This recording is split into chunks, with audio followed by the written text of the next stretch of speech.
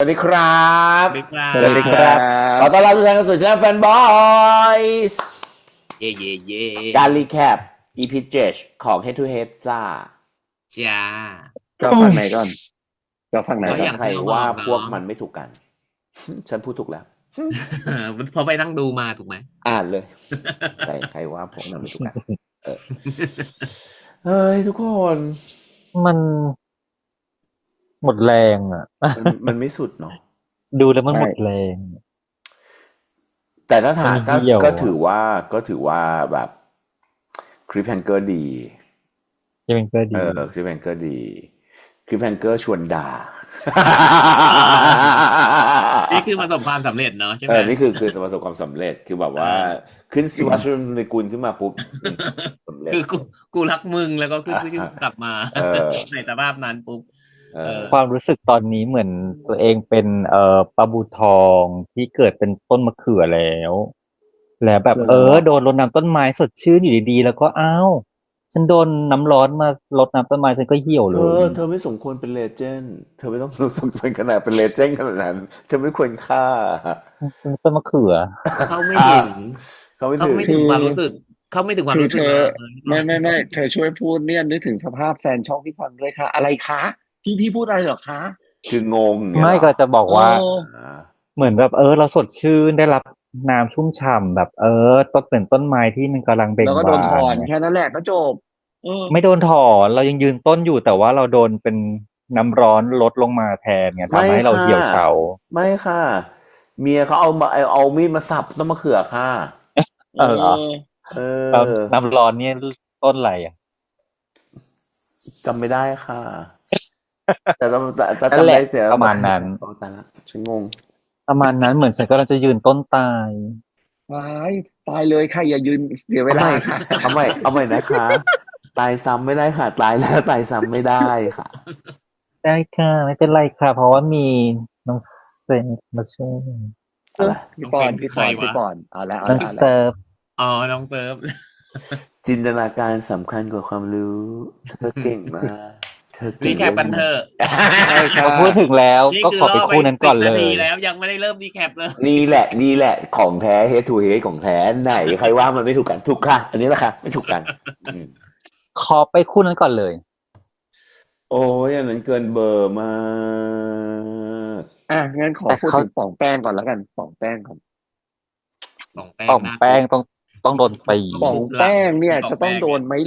ต้องโดนหวายแช่เยี่ยวใช่ไหม เปลี่ยนผ้าอ้อมเองยังไม่เป็นเลยยังทำตัวแบบนี้ ไม่ได้ค่ะ หวายแช่เยี่ยวมันไม่มีรอยต้องเอากระเบนห่างกระเบนใช่ โอ้ย แต่พูดถึงคนที่มันเคยทำแบบนี้อยู่เป็นนิดเนี่ย มันก็เลิกยากนะจริง ไม่หรอกมันก็เอาตรงๆนะสำหรับคนเสพเพลย์อะนะมันลืม แล้วเมาด้วยมัน เพลิน แล้วคือมันคือความเคยชินของนางไงเดี๋ยวออกปะ เพราะเพิ่งตกลงมีแฟนเป็นแฟ เอน อะไรอย่างนี้ ใช่ เมื่อก่อนมันคือมีแฟนก็คือมีแฟนก็ไปดวบดับได้อย่างงี้นึกออกมาใช่ปะล่ะมันก็คือคนสัมมะเลหนึ่งคนอะไรอย่างเงี้ย แต่ใน EP นี้มันเห็น development นะ เห็นวิวัฒนาการนะ ว่าแบบว่า ใช่ เอาไม้ชวนอีกรอบหนึ่งก็รู้สึกว่าโอ๊ยไม่กูอยากอยู่ห้อง อะไรอย่างเงี้ย มันเลยทำให้เห็นได้ว่า อ๋อบทได้อุ้มชูสมแล้วนึกออกไหมทำให้ป่องแป้งเป็นแบบ ถอดแพมเพิร์สแล้วก็ได้อะไรเงี้ยนึกออกปะไม่แต่ก็เข้าใจฟาร์ม ก็คือถ้าเราเป็นฟาร์มนะ เราจะคิดว่า มึงยังรักกูไม่มากพอ ทานโทษนะคะเพิ่งจะเริ่มเป็นแฟนค่ะใจเย็นค่ะ ใช่แต่แบบนึกออกมา ก่อนที่จุกจะเข้าใจฟาร์มอ่ะจุก เคยมีแฟน ว่าฟาร์มตกตัดสินใจยังไง ฟาร์มก็คือให้อภัยทันทีทันใดค่ะขับพาเขากลับเข้าห้องเลยค่ะ เข้าใจ ใช่ไงมันแต่ว่ามันน่าโมโหไงมันแบบผิดหวังคือเพิ่งเป็นแฟนกันเมื่อวานตัวเป็นแฟนกันนะแล้วมาด้วยกันด้วยนะ แค่กูผ่าจากมึงไม่กี่นาทีเอาอีกแล้วอย่างเงี้ย ก็เข้าใจได้จุกแต่ว่านั่นคือแฟนเขาเนาะไม่ใช่แฟนจุกเนาะเดี๋ยวลองมีแฟนแล้วไปงอนแบบนั้นแล้วกันเนาะ ก็อันนั้นเป็นฟาร์มไงแต่ถ้าเซิร์ฟเนี่ย ถ้าเป็นเซิร์ฟเนี่ย เขาไม่งอนฉันหรอก เอาอีกแล้ว อืม ปิดคลิปเลยกูรำคาญ สวัสดีครับ เขาไม่งอนฉันหรอก เอาตรงๆนะไหนๆก็พูดถึงป่องแป้งแล้วนะพี่พูดตามตรงนะ อืม พี่เสียดาย เอาตามตรงเลยนะเสียดายซีนนั้นแหละ เสียดายซีนจูบแล้วหันมาเจออะ อืม มันเป็นการกว่าจะหันมาเจอแล้วมันมีช่วงหนึ่งที่มันเอาตาโฟกัสอะนึกออกปะมันมีแบบช่วงที่แบบ เนี่ยนึกออกปะเข้าใจพี่ไหมคือแบบ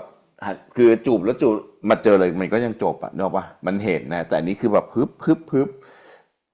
มันดูแบบนี่คือบุคลิกของจาว่า มันไม่ใช่ตัวละครป่องแป้งเข้าใจพี่ปะตัวละครป่องแป้งว่ะตัวละครเอ่อ แวน แวน แวนอะไรอย่างเงี้ย คือมันดูเป็นบุคลิกหลอกแหลกจริง แต่ว่ามันคืออายไซส์แบบนี้วิธีการมองแบบเนี้ยมันดูเป็นบุคคลอย่างจาว่ามากกว่าจะเป็นตัวละครอย่างแวนเข้าใจไหมลองย้อนกลับไปดูนะครับ ตรงซีนที่เป็นตอนหันมาเห็นนะ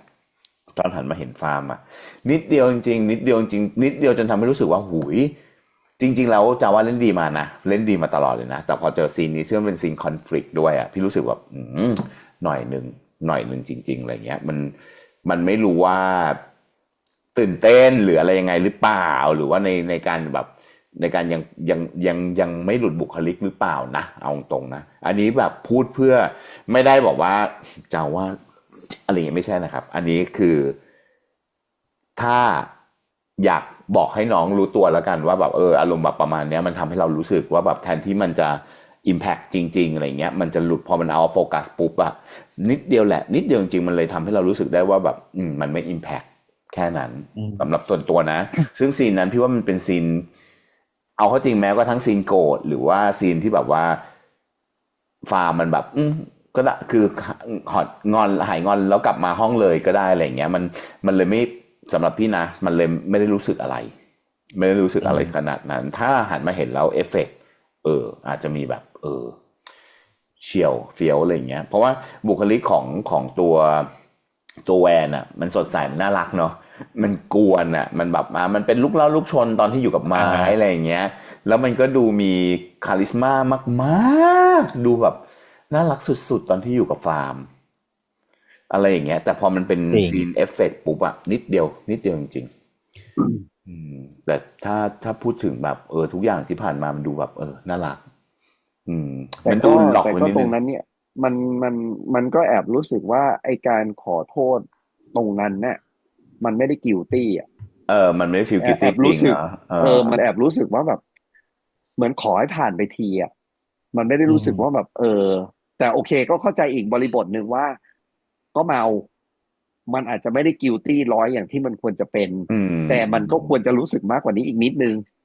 อันนี้ส่วนตัว เพราะว่าแบบรู้ว่าเวลาเมาแล้วทะเลาะอ่ะ มันกว่านี้เนาะ guilty มันจะต้องสูงกว่า exaggerate ไปกว่านี้อี ปกติ กเพราะว่า เหรอ ควา หมายความ ม ว่าตอนที่เมาอ่ะเหรอ ต่างคน คือ ต่าง ความ ส รู้ ติ สึก ไม่มีได้ไง ความรู้สึกเวลาเมามากๆอ่ะ มันจะแรงมากกว่าปกติอีกหลายเลเยอร์ เพราะฉะนั้นอิโมชันมันจะมาเต็มมากกว่า ไม่งั้นเวลาเมาอยู่ดีจะนั่งหายตะกระเบืออะไร อ๋อ กันแบบ หมายความว่าตอนที่วิ่งมาตามเพื่อที่จะง้ออะไรอย่างงี้ แล้วคำว่า มันจะต้องแบบ พูดตอนนั้นอะไรอย่างเงี้ยมันดูแล้วรู้สึกแบบอย่างอันนั้นแหละมันพอมันหลอกปุ๊บหลุดสายตาปุ๊บมิสโฟกัสปุ๊บอะมันเลยมาตลอดไงมันเลยดาวแทนที่มันจะแบบปุ๊บแล้วอิมแพกอะไรอย่างเงี้ยด้วยแหละแล้วก็จริงนะคือแบบว่าถ้าพูดถึงตอนทะเลาะกับแฟนตอนเมานี่มันแบบโอ้โหตายฮะ โอ้โหถ้าเอาจริงๆแล้วตอนแรกจำได้ไหมที่เจ๊ ต่อยเป็นต่อย มึงสวน ต่ ห อย มัด ต่อย แน่ เป็น ๆเลย ต่อยอะไรอย่างเงี้ยมันไม่มีอะไร แต่ ยั้ง ฟาร์ม อะ นางไม่ได้กินเปล่า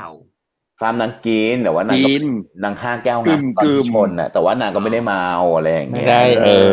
กินแบบมีสติไง ใช่ แต่ว่าในความแบบในความเหวี่ยงวีนอ่ะ มันเข้าใจได้ฟาร์มมันไม่มีอารมณ์แบบนี้ เพราะมันรักมากรักของมันมากๆอะไรอย่างเงี้ย แต่ว่าไอ้ความแบบกิลตี้ที่ความรู้สึกแบบเฮ้ยกูแม่งแบบกูไม่ ไม่น่าเลย ทำเรื่องนี้เลยอะไรอย่างเงี้ย มันเบา มันต้องรู้สึกหนักกว่านี้ไม่ มัน ใช่แบบ เบาอ่ะ แล้วยิ่งมาได้ยินคำพูดด้วยนะว่าอะไรนะ มันต้องเป็นกูใช่ป่าววะที่ต้องรับ เนอะ ความเป็นมึงให้ได้อะ คน โอ้ ที่ โหอันนี้คือแบบ คนที่เอฟเฟกต์คือเรา มันไม่ใช่ตัวละครไงนึกออกไหม โอ้มันเหมือนเอามีดเสียบเลยแบบ เราเอาใจช่วยตัวละคร ใช่ แต่ตัวละคร ใช่ ไม่ได้รู้สึกเท่าเรา อันนี้แหละที่มันเอฟเฟกต์กับคนดูจริงๆนะอย่างนี้นะแต่แป๊บเดียวนะ อาหารหมาเข้าเราเลยนะ ทำไม ไม่ อ่ะ หมาเอาจริง ๆ จะบอกว่าอันเนี้ยลองไปดูเหอะร้อยทั้งร้อย อืม เร็วก็เท่านี้แหละ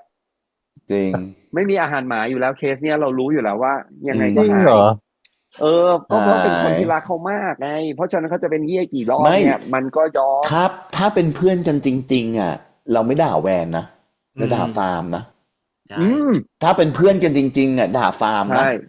ใช่ รู้ จะไป ต้องรู้ คบเขาทำไมเงี้ยเหรอ รู้ทั้งรู้ มันเหี้ย เออ มึง อะไรอย่างเงี้ย เออ ต้องไม่ด่า ถ้า ก็มันก็จะตอบ ถ้า ว่า มึ ก็ ง กูชอบของกู ถูกไหม ไม่ ก็รักไปแล้วอย่างเงี้ย ถ้ามึงริจะรักคนเฮี้ยมึงก็ต้อง มึง ไม่ ก็ อ่อน ต้อง เพลีย ทำใจ ที่จะมาฟังกูด่าด้วย เอ เอ อ อ คือจริงถ้าเป็นเพื่อนคือต้องด่าด่า ฟา ฟาร์ ร์ ม มด่าฟาร์มจริง ไม่แล้วเสร็จแล้วคน ไม่ ด่า มีใคร ก็ รู้เลยว่า ทุกคนรู้หมด มึงตัวรวมทั้งตัวมึงด้วย มึงก็รู้ว่าอีนี่มันเหี้ยอะไรอย่าง รู้ เงี้ย ทั้ง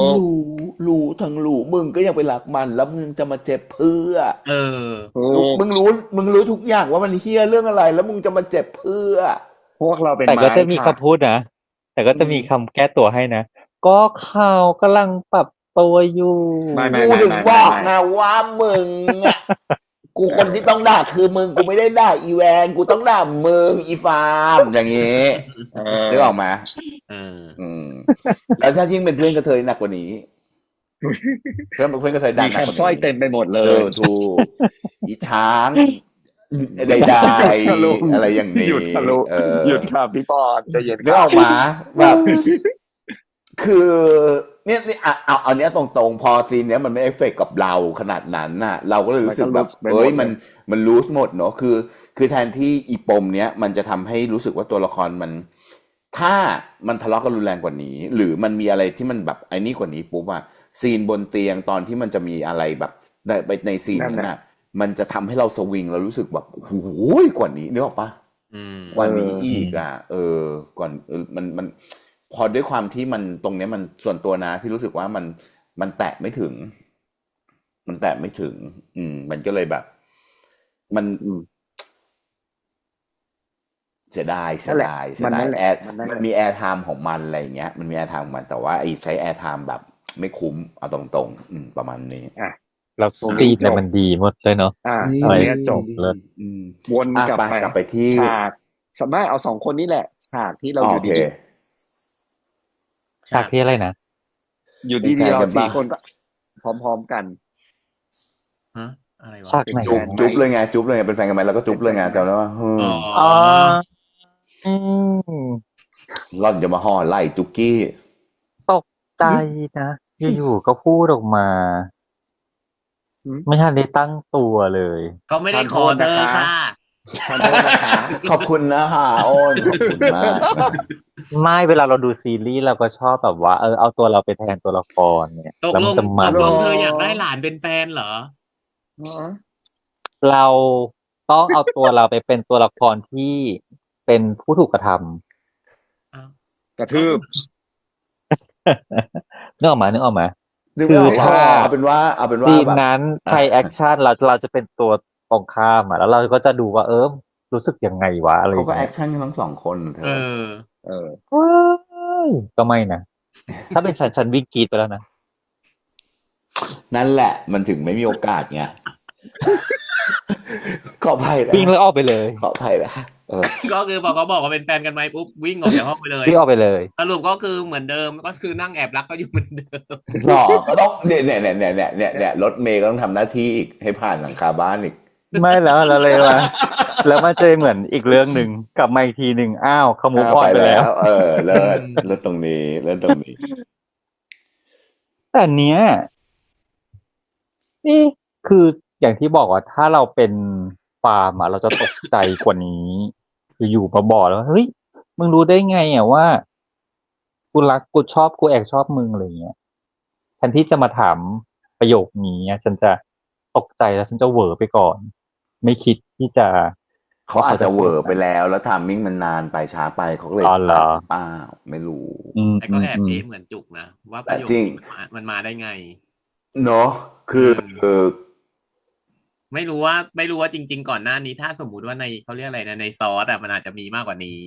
แล้วมาตัดเหลื แต่ อ ต แค่ อน นี้ ตัดมันดันตัดที่ประโยคนี้มาใส่อ่ะก็แอบ ก็เป็นไปได้ แอบเอ๊ะเหมือนที่ มัน จุก ก็เลย ว่า ถูก อยู่ ข ฟาร์ บ ม วน พูด เร็ว ประโยค ไปหน่ นี้ อย ขึ้นมาได้ยังไงอะไรอย่างเงี้ย มันไม่มีแบบว่า ที่ ให้ มา ให้ตัวละคร ไม่มี ได้ ปีไม่มีคลุย ไม่มีอารมณ์มาหน่อย ไม่ได้ให้ตัวละครได้มีลีลาในการออกท่าเนอะ เออ บอกว่าคือพอถอน ไม่ จู จั บ ด ปุ๊บคือกลายเป็นว่า มึงรู้ได้ไงว่ากูชอบมึงอะไรอย่างเงี้ยมึงรู้มาตลอด แต่ เลย เมื่อไหร่ กู อะไร แอ อบ ย่าง ชอบ เงี้ย มึงอะไรเงี้ยอยู่ๆมันก็พูดประโยคนี้ทั้งที่อีสิ่งที่ตัวแวนมันสารภาพมันแค่บอกว่า เรามาเป็นแฟนกันไหมแค่นั้นเลย มันไม่ได้พูดอะไรเกี่ยวกับ ให้ทางนี้คิดว่าอีตัวแวนมันรู้อะไรอย่างเงี้ยเห็นด้วยนะคือพี่ว่ามันคือตรงนั้นน่ะมันเอะไปเนาะสร้างจุดเอะไปนิดนึงแต่ก็คือมันก็เอะกับเราตั้งแต่ช็อกตั้งแต่แบบเป็นแฟนกันไปแล้วจุ๊บเลยอย่างเงี้ยก็ช็อกเหมือนกัน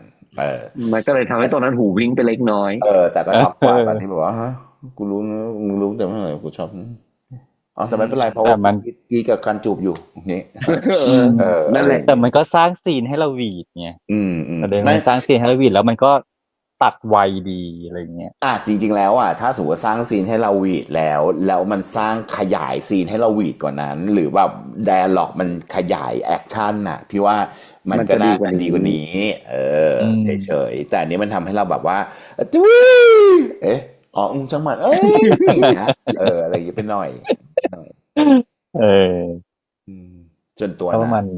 สำหรับคู่นี้ สำหรับคู่นี้เนาะแต่น่ารักเนาะแบบน่ารักชิบ น่า หาย รัก อยู่ด้วยกันแล้วรู้สึกแบบตายแล้วน่ารักจังเลยอีซีนง้อมันก็น่ารักนะอีที่เข้ามากอดฉันพูดตรงๆฉันอิจฉาจังว่า เอาละอันเนี้ยส่วนตัวกันเรื่อยเลย โอเค ส่วนตัวกันเรื่อย ไป เลยนะ แล้วกำลังพูดถึงว่ามันซีนน่ารักอยู่อิจฉาสรุปกลายเป็นอิจฉา next โอเคต่อไปค่ะ แต่มันพอเขาเป็นแฟนกันนะมันก็เลยทำให้เวลามันไปรวมกัน5 คนน่ะ เราจะคอยจับตาว่า ไม่ค่ะคนที่5เป็นขี้ค่ะ จริง คือกลายเป็นว่ามาลุ้นว่าเราจะสงสารไม้ตอนไหน นี่แหละ หรือว่า คน มันจะ ที่ โป๊ะกันตอนไหนวะ ตรงๆนะคนที่ได้รับอาหารหมาก่อนเราคือไม้ค่ะ เราไม่รู้เลยนะ เดี๋ยวยังไม่รู้ตัวด้วย แล้วเขารู้กันเองสองคนนะmove on ค่ะ next station มา Next เรา กลับ มาถึงปม มาคู่ ได้แล้วปมของการ ของ เปลี่ยน จี อน นาคตใด ๆ ผลตอบเขาเรียกนะ ผลตามมา consequence ที่เกิดขึ้นจากการเปลี่ยนนั้น ชอบซีนนี้ก่อน อะไร สระว่ายน้ำ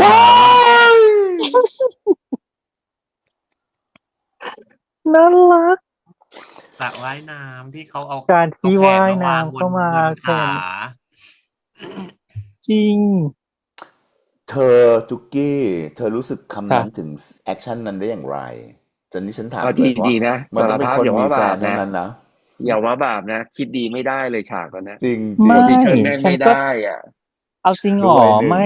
ฉันนึกถึงละครหลังข่าวที่ฉันเคยดู อ๋อ ก็แบบว่า เขาก็ชอบมี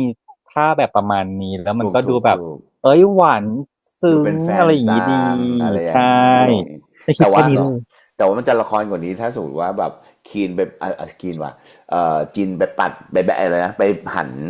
เจโรมเนาะแล้วก็เข้ามาแล้วก็แบบทำเป็นเสยผมวัดผมอะไรอย่างงี้อีกนะเรียกว่า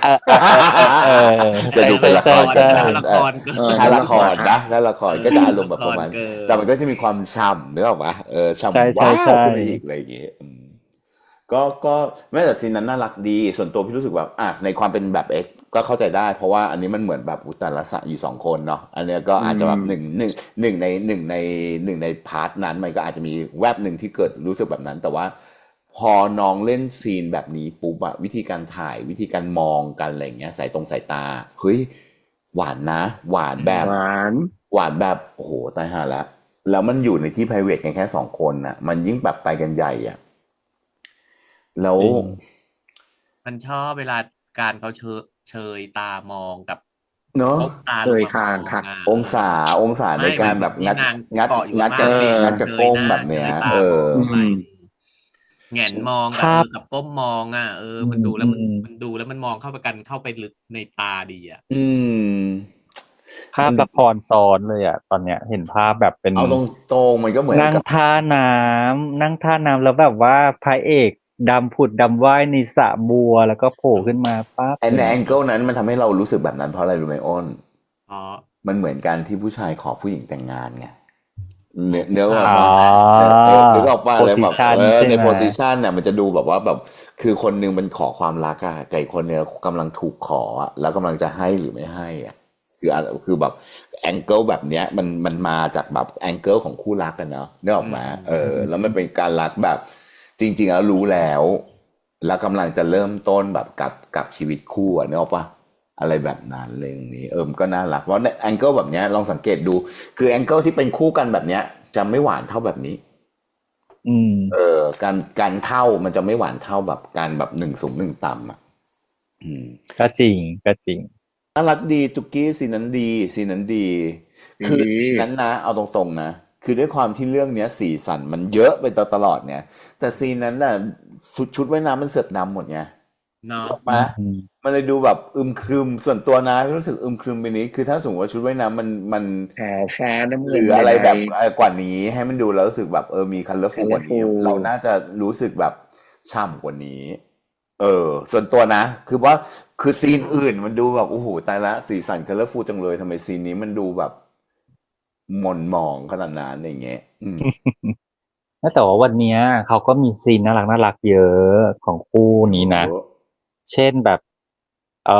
เตรียมแปรงสีฟันให้ทำไข่เจียวให้ ลุงชอ อะ บ ไร อั อน ย่าง นี้ เงี้ ลุง ย ชอบซีนนี้ว่ะถ้าซีนน่ารักอ่ะซีนที่นางบอกให้จินบอกว่าไม่ต้องไปเรียนน่ะ ที่จินบอกว่ากูเหงากูอยู่คนเดียวแล้วกูเบื่อกูเหงาอ่ะแล้วมันนางเล่นกันน่ารักดีอ่ะคีนระหว่างคีนกับซีที่มันต่อปากต่อคำกันไปอ่ะ ช่องเสียงที่นางใช้ ช่องเสียงที่ใช้กันไปนู่นนั่นนี่แล้วก็เถียงกันไปเถียงกันมาแต่เถียงคือไม่ได้เถียงแบบโมโหอ่ะเถียงแบบ เถียงนั่นน่ะ เถียง คื แบ อบ น่า อ้อ รั น ก อ่ะเถียงแบบนั้นน่ะคือเถียงแบบเรียกจุ๊บรู้ป่ะ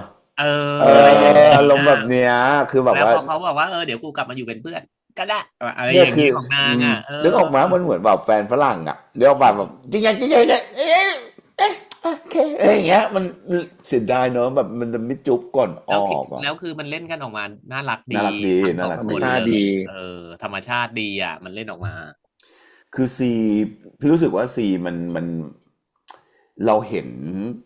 อะไรในดวงตามันเยอะขึ้น อืม มันมีแบบ อืม อะไรในดวงตาแบบเยอะขึ้นมากมากอะไรอย่างเงี้ย ดูแล้วรู้สึกแบบอุยตายละทำไมอีตัวละครตัวนี้มันรักตัวละครตรงหน้ามากขนาดเนี้ย จริง ทำไมรักจังอะไรอย่างเงี้ย มองแล้วแบบหลงจังอะไรอย่างเงี้ย การถือตะหลิวมาแล้วว่า น่าชอบ อะไรอย่างเงี้ย ชอบตอนนั้นเลย น่ารักเนาะ ยิ้มน่ารัก เนาะ ชอบ เนาะ ชอบตอนที่แบบพอถือไปมันชอนแล้วเรียกหาแล้วโผล่มาแล้ว วิ่งมาวิ่ง อะไรอย่างเงี้ย อะไรเงี้ย เออ น่ารักแบบน่ารักเลยอ่ะ ดูแล้วรู้สึกแบบ แล้วดูไม่ขัดเขิน อืม ดูแล้วแบบเทียบแล้วกับพัฒนาจากเรื่องที่แล้วมาแบบคนละโลกอ่ะ อันนี้ต้องบอกอย่างนั้นเลย แล้วแบบมันมีความ บุคลิกตัวละคร ได้ดีมาก เปลี่ยน อะไร ด้วย เงี้ย อ คือไอ้บุคลิกตัวละครเปลี่ยนนะมันมีระดับหนึ่งแต่อีระดับหนึ่งก็คือวิธีการเล่นที่โตขึ้นคือหมายความว่ามีมีหลากมิติในการคิดในความเป็นตัวละครมากขึ้นอะไรอย่างเงี้ยนึกออกมาเช่น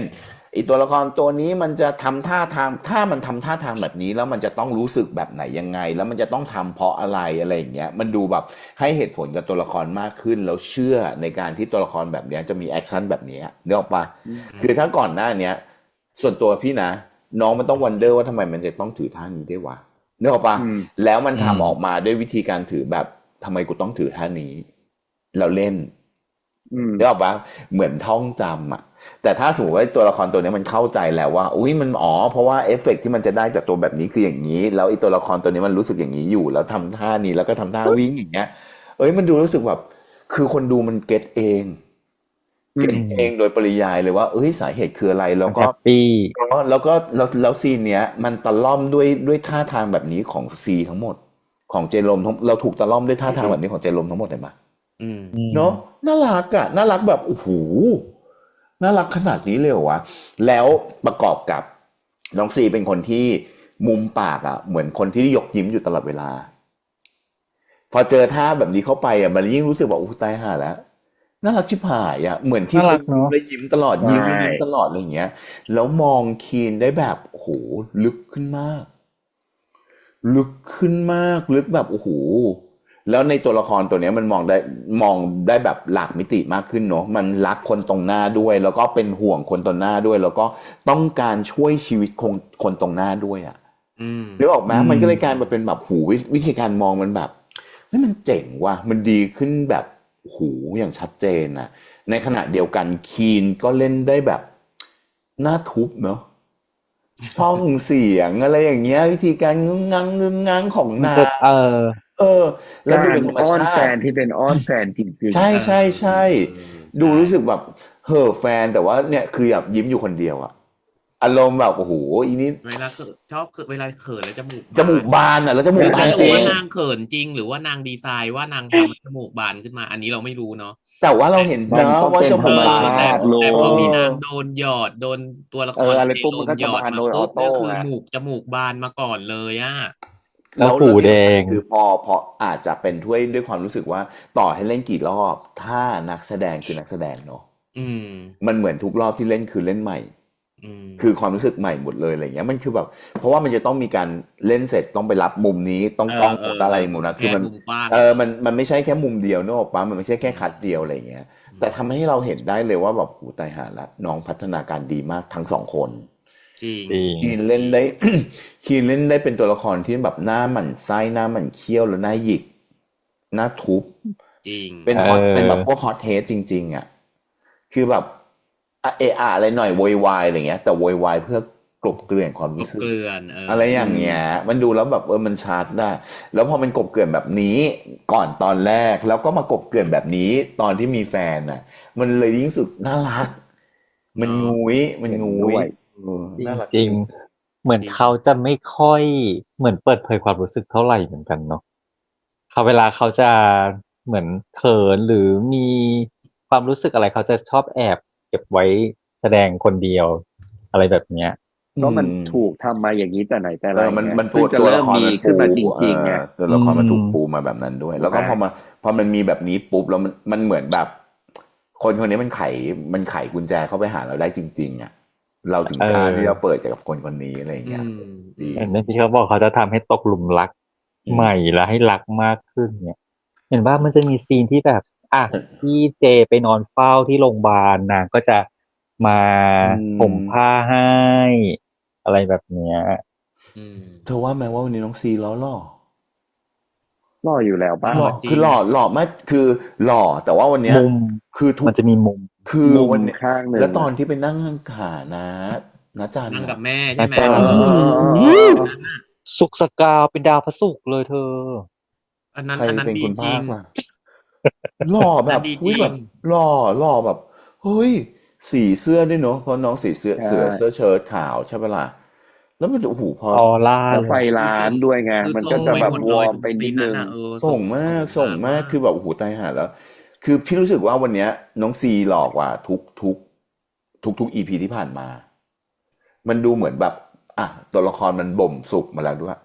อืม เนื้อออกแวะแล้วเจอสีเจอแสงแบบนี้ด้วยมันก็เลยยิ่งแบบแบบหล่อแบบหล่อชิบหายอะหล่อแบบอีพีนี้หล่อแบบหล่อเลย แล้วอีพีนี้จาว่าก็น่าหมั่นไส้สุด หมายถึงว่าการเล่นของนางเนอะมันดูแล้วรู้สึกแบบดูแบบมันเคี้ยวว่ะอะไรอย่างเงี้ยคือเหมือนซีรีส์เขาทำให้เราตกหลุมรักตัวละครอะพอตกหลุมรักปุ๊บแล้วมันเกิดอะไรกับตัวละครปุ๊บเนี่ยเราจะแบบคิ้วเราจะขมวดอะทำไมทำงี้อะ อย่ามายุ่งอย่างเงี้ยกับตัวละครกูนะอย่างเงี้ย คุณนิวทำไมทำงี้อะ เธออะหลงรักนักแสดงไม่ใช่หลงรักตัวละคร จุกกี้หล่อนนี่มันใช้การ อ บิน ย่า ตา ค่ะอย่าค่ะ พูดไปก็สาบานไปก็ตายเปล่าค่ะหยุด ก็ถูก ก็ถูกก็ถูก อย่างสมมุติตอนที่ท่อนเหล็กร่วงลงมาอย่างเงี้ย อืม อืม โอ้ยเราก็เป็นห่วงเจ้าจินมันนะอะไรอย่างเงี้ยแล้วสุดท้ายตอนที่เจโดนรถปุ้งเข้ามาฉันก็แบบ พอ โอ้ใช่ พูดถึงซีนรถพุ่งเนี่ย คือพูดถึง แอ นะ บ มั ไป นก็ เห็ ต้ น องเปลี่ ด้ ยน วย แล้ กับ วจ พี่ปอ ริง นเหมือนกันนะ ว่ามันจะเปลี่ยนหรือเปล่า หลัง ๆ จาก เปลี่ นี้ ย อะ น ไหนเรามาคุยประเด็นนี้สิอันหนึ่งสอง เปลี่ยน เพ ยัง ราะ ไงไม่เข้า เพ ใจ ราะว่า คืออะไร อยู่ อ่ะ จริง ก็ ๆ ซี มัน นนั้น ถ้ามันจะเกิดตรงนั้นน่ะ คนที่เกิดอุ เอ บั อ ติ มัน เห ต้อง ตุ เป็น ก็คือต้องเป็น มันต้องเป็น จิ จิ น น ไง กับแม่กับน้าจันไง แล้วกลายเป็นว่าตอนเนี้ยคือเหมือนตัวเจอะ เข้ามารับ เขาเรียกอะไร มารับแทน รั แล้ บ ว แท หัวน ก็ไปกระแทกพื้นเข้าไปอีก อาจจะเป็นเหมือน เอา พี่ จ ปอ น ริงๆ ว่า นะ ก็ มั ได้ น แล้วเลือดนั่น แล ด้ ้ ว วย ทีเนี้ย ด้ คื วย อ สมองนางอะ เรื่องที่อยู่ใน เขาเรียกอะไรนะ ที่นางจินตนาการขึ้น เขาเรียกอะไรวะ ที่นา เห็ ง น มโนเห็น มโนภาพเห็นน่ะ อาจจะหา มัน ย อาจจะหายไปเลย อะไรอย่างเงี้ย จินตภาพที่เกิดขึ้นทั้งหมด อะไรอย่างงี้ใช่ไหม อะไร อ อย่างเงี้ย กลายเป็นว่า เหร มัน อ? มั ก น ลาย ถู เป็ ก นว่าเรื่อง มันถู เรื่ ก องพว ค กนั้ ลี่ นมัน คลายด้วยเรื่อง ถู ราก ว คลี่ เหล่า คลาย นี้ ไปแล้ว เพราะว่ามัน ที่นางเคยเห็นมา เพราะว่ามีการ replace เรียบร้อยแล้ว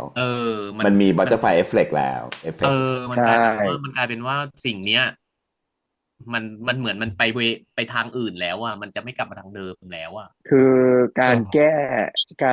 เอฟเฟกต์อย่างที่เราเคยเอาเป็นว่าเราเคยได้ยินแล้วกัน อืม คือถ้าแก้เรื่องหนึ่ง มันก็จะไปกระทบอีกเรื่องหนึ่ง อืม และไอ้นี่คือการแก้สิ่งที่เขาจะต้อง มันเหมือนกับไอ้เนี่ย ถ้าเราดูมันก็จะไม่ต่างอะไรกับ Final Destination หรืออะไรก็ อื แล้วแต่ ม ถ้า อ คุ ื ณไป ม ผลักอะไรอันหนึ่ง มันสุดท้ายมันก็จะเวียนวนกลับมาเด้งอยู่ดี และ ณ อื ตอนนี้ ม เท่ากับตัวเองโดนไปแล้ว อืม แล้วอะไรจะเกิดต่อ? อืม คือมันก็ จิน อัน จิ นี้ น มัน จะเด้งไหม เมื่อกี้ อะไร ที่คุ ใจ ยเนาะ ไหม มันก็ อืม อาจจะเป็นแบบว่า คือตอนเนี้ยมันถูกได้รับการ replace ไปแล้ว อะไรอย่างเงี้ย EP หน้าอาจจะต้องเป็นการแบบประคบประหงม จินทั้ง EP recover ใด ๆ กว่าจะกลับมาได้ ป่วย จินว่ะ เจโรม อะไรอย่างงี้ห เจ รือเปล่า? อืม คือนึกออกไหม ถ้า คื ส อแบ รุป บ คือสุดท้ายเจตุยค่ะ จบ หรือ EP ไม่แต่ฉันน่ะกลัว ว่า ว่า กลัวว่าอาการมันจะรุนแรงกว่าเดิม เป็นการแบบขยายกว่าอีก งี้เหรอ? คือแทนที่ ภาพเหตุการณ์อะมันจะหายไป คราวเนี้ย เห็นตลอดแล้ว ปึ้ง ๆ เดี๋ยวเห็น อะไรอย่างเงี้ย ส่วนตัวพี่ว่าเหตุการณ์ต่อให้แรงแค่ไหนปุ๊บเนี่ย ด้วยความที่เจโรมเกิดเรื่องราวแบบนี้ปุ๊บนะ ตัวละครอย่างจินสมมุตินะ ถ้าสมมุติว่า เฮ้ย จิน กูขอได้ไหม ถ้ามีเรื่องนี้ของน้าจัน อืม อะไรอย่างเงี้ย มันเป็นข้องัดงางที่มันทำให้แบบเบาลงด้วยซ้ำ เบาลงได้ ซอฟต์ลงได้ด้วยซ้ำ คือพี่ก็เลยรู้สึกว่า เฮ้ย หรือว่าอันนี้มันจะเป็นจุดเปลี่ยนวะ ซึ่งจุดเปลี่ยนแบบเนี้ยมันกลายเป็นจุดเปลี่ยนทั้งมิติของปัจจุบัน แล้วก็มิติของอนาคตด้วย อะไรอย่างงี้ไง ก็เลยรู้สึก อะไรเงี้ย เพราะว่าถ้าเทียบเนาะ ถ้าเทียบเรา อะไรเงี้ย คือถ้าสมมุติคนรักเราเป็นแบบนี้อยู่ อะไรเงี้ย แล้วคนรักขออะไรสักอย่างหนึ่งอะ สมมุตินะ มันจะมีน้ำหนักมากกว่า เนาะ มันจะมีน้ำหนักมากกว่า แล้วใน situation แบบนั้นปุ๊บอะ เงื่อนไขที่ถูกสร้างขึ้นน่ะ พี่ว่ามันเป็นเงื่อนไขที่ อะไรแบบนี้ เป็น หรือ ต้ ไม่ น แน่อีกอย่างหนึ่ง ก็คือถ้าสมมุติว่าจินนางรู้ว่าเจไปยืนตรงนั้นเพราะอะไร เพราะอะไร อย่างเงี้ย คือว่า นาง ค ก็อาจจะฟัง ำมาดร้ายใด ๆ มันก็อาจจะแบบน้อยลง ฟังจิน ฟังเจมากขึ้น อืม เหมือนที่พี่ปอ สาเหตุ ว่า ก็คือกูอยากช่วยเหลือมึง เพราะว่า กูรู้ว่ามันเป็น มันเป็นห่วงเราอะ มึง อะไรอย่างเงี้ย มันอาจจะ เขาไป วีนเหวี่ยงขึ้นมานั่นแหละ แต่ที่สำคัญที่สุดแล้วคือ เห็นไหม คือเนี่ยมึงทำผิดสัญญานะ เพราะมึงบอกว่ามึงจะอยู่กับปัจจุบันกับกูเนาะ นึกออกเปล่า อย่างงี้ แต่เนี่ย ต่อให้มึงก็ยังไงก็แล้วแต่ เพราะมึงรักกูไง อย่างเงี้ย มันเป็นเงื่อนไขของความ คือ รั อั ก นเนี้ แห ย ละ คื พี่ อใน ว่า เหตุที่ว่าจินรู้เนาะพี่บอลเนาะ ใช่ ว่า ใช่ เจ ใช่ ไปเพราะอะไร ถ้ารู้ ถ้าได้บอกได้กล่าว ใช่ สมมุติว่าเขารู้ปุ๊บอะ ถ้าเขาคิดน่ะ มันต้องคิดว่า อ้าว จริง ๆ มันเป็นห่วงกูกับแม่นี่หว่า สาเหตุก็คือเขาไม่อยากให้กู กับแม่ ตุยเย่ เพราะว่าไปเห็น แล้ว กับ เรื่อง คนนี้ แล้วเรื่องพ่ออาจจะเบาลงไง แต่จังหวะจะนรกไหม อะไรแบบนี้ แค่นั้นแหละ ถูกไหม แล้วถ้าเกิดสมมุติว่าดันไปแจ็คพอต เกิดแม่ก็จะพยายามบอกซ้อนเข้าไปพอดีในไทมิ่งเดียวกันอีกเนี่ย จะเป็นยังไง ส่วนตัวนะ พี่รู้สึกว่าซีรีส์มันไม่ได้แตะดราม่าขนาดนั้น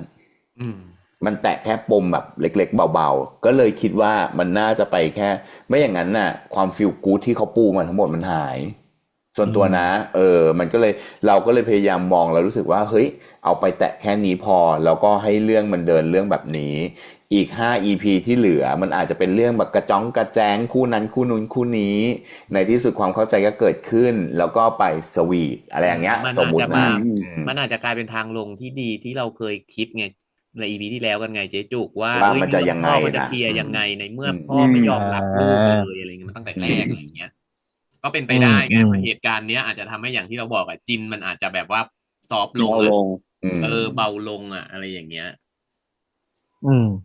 ถ้าเป็นอย่า ก็ ง เข้า นั้น ใจ นะแล้วก็ อ่า พี่ แล้ ว่า วถ้า คือไม่อย่างนั้นน่ะ มันจะกลายมาเป็นว่า จินตภาพที่เกิดขึ้นในหัวของ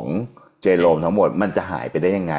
แล้วเจโรมมันจะถูกใช้ชีวิตอย่างปกติได้ยังไงแล้วก็สมมุติแล้วนับจากเนี้ย กูจะมีกับมึงเป็นปัจจุบันขณะแล้วนะอะไรอย่างเงี้ย มัน คือพี่ว่าคือบท ก็ ที่ เป็ มัน น ไปได้ ที่มันจะซึ้งๆที่เรื่องราวที่มันจะกลับมาเป็นปกติ แล้วก็ไม่ว่าจากนี้กี่ก้าวกูจะมีมึงอะไรอย่างเงี้ย ก็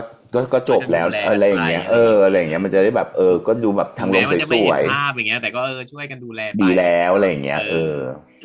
ถ้างั้นขอถาม ว่า มีความเห็นอย่างไร กับ กับที่แฟนช่องมโนจินตนาการว่า ตัวของเจนั้นจริง ๆ แล้ว ย้อนอดีตมาจากอนาคต อืม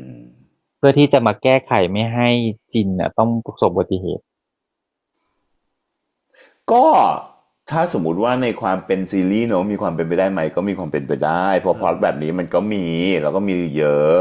สกาเลตฮาร์ดก็เป็นพล็อตแบบเนี้ย มาจากอนาคตอะไรอย่างงี้ก็มาอะไรอย่างงี้ แต่ เนาะ แต่ถ้าถามอย่างนั้นนะลุงอะถ้าเป็นอย่างนั้นนะลุงก็แอบสงสัยว่าแล้วทำไมถึงต้องฝัน อืม เป็นภาพอะถ้าย้อน ถ้ามา มา ต้ จาก อง อ แก้ นาคตอะเขาก็ต้องรู้แสดงว่าเขาต้องรู้หมดแล้วอะดิ อาจจะแบบ อันนี้ ถ้า อัน มา นี้ จาก เดา อนา นะ คต อาจจะย้อนมาโดยที่ด้วยวิธีใดก็แล้วแต่มันทำให้ความทรงจำมันหายไป แล้วมันเลยต้อง ไม่ถูก ค่อยๆมาค่อยๆแวบมาเรื่อยๆเรื่อยๆ โอเค วิธีการตอบของพี่จะเป็นอย่างนี้ละกันทุกกี้ พี่ว่าซีรีส์เรื่องนี้พล็อตไม่ได้เป็นแบบย้อนอดีตมาจากอนาคต ส่วนตัวนะ เพราะว่าถ้าย้อนอดีตมาจากอนาคต พี่ว่ามันน่าจะเล่นดราม่ากว่านี้ กับความเป็นซีรีส์แบบนี้นะ แต่สีและโทนแล้วก็ไดนามิกของเรื่องที่ผ่านมาทั้งหมด มันไม่เป็นดราม่าขนาดนั้น มันแค่เป็น situationship อะความสัมพันธ์ที่มันเป็นณสถานการณ์ตลอดอะไรเงี้ยพี่ก็เลยรู้สึกว่ามันน่าจะไม่ใช่ ถ้าย้อนมันควรจะบอกว่าย้อนไหม ถ้าสมมติแบบนี้มันน่าจะเป็นแค่จินตภาพเฉยๆซึ่งจินตภาพมันอาจจะเกิดขึ้นกับเราเหมือนที่เป็นเดจาวูอะอารมณ์แบบประมาณนั้นแต่ว่าเดจาวูมันเกิดซ้ำแล้วซ้ำเล่าอะไรอย่างเงี้ยพี่เชื่อว่าถ้าอธิบายเดจาวูน่าจะใกล้เคียงกับเรื่องนี้มากกว่ากับการย้อนเวลาเพราะมันเหมือนมีความมันสามารถเกิดขึ้นจริงได้จริง ๆ อะไรอย่างเงี้ยอะไร ภา อ พ ย่างเงี้ ที่ ย เราเห็นขึ้นมาแบบนี้ ใช่ มันจริงอะไรอย่างเงี้ย แล้วกูเคยเห็นเรื่องอันนี้มาแล้วนี่หว่าอะไรอย่างเงี้ย แต่ว่าพอดีมันเกิดซ้ำๆกับเรื่องราวคนเดียวกันอะไรอย่างเงี้ยอาจจะเป็นเพราะว่าอย่างเงี้ยเขาเป็นแฟนกันเขาผูกได้ายแดงกันมาเขาไปแบบวัดมอนกูเวนมากันอะไรเงี้ยใครจะไปรู้หรอกปะ แรงมาก ไปอันนั้นไปเข้าไปมาหมดเลยทุกคู่ค่ะ แรงมากไม่คือส่วนตัวนะ ถ้าสมมติว่าเป็นไปได้ไหมอันเนี้ยพี่ว่ามันน่าจะคนละช่องกับซีรีส์เรื่องนี้ประมาณนี้ละกัน เนาะ โอ เคเนาะ ประมาณ เดี๋ยวรอ นี้นะ ดู EP ยาวนะ ว่า ยาว EP นะ หน้าว่าจะเป็นยังไง จริง อืม ยาวจังเลยฉันว่า อาการจะสาหัสขนาดไหน มันจะมายังไงจะจบยังไงมันจะไปต่อยังไงอะไรอย่างเงี้ย แล้ว โด มัน น จะ ร ไป ถชนเลือดนองพื้นหรือยังไง แต่ก็ไม่ได้สลบก็ไม่น่าเป็นไรมาก